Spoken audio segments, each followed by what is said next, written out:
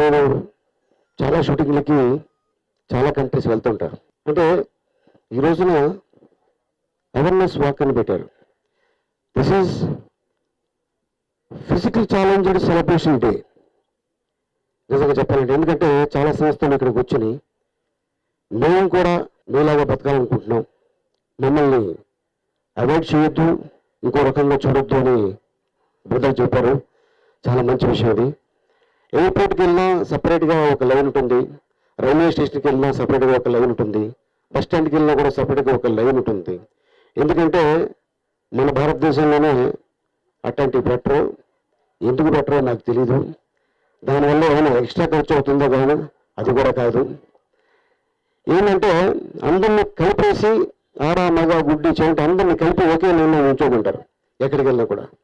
ఇది కామన్ అయిపోయింది. సో అలా కాకుండా ఇందాక మీరు చెప్పారు, అసెంబ్లీ ముట్టించడం కాదు, పార్లమెంట్ ముట్టించాడు.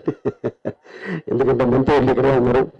ఎందుకంటే మన వాదన 1-2 సార్లు చెప్పుకుంటే ఇది తప్పకుండా జరుగుతుంది. సో ఒక గుడ్డివాడు వెళ్ళి శివుడి గారు అడిగాడంట,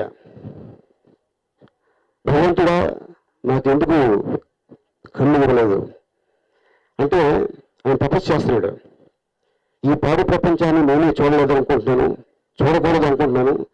నీకు నేను చూపించి ఆ పాడు ప్రపంచం చూపించడం నాకు ఇష్టం లేదు, అందుకోసం నేను కూడా కళ్ళు మూసుకుని తపస్సు చేస్తున్నాను.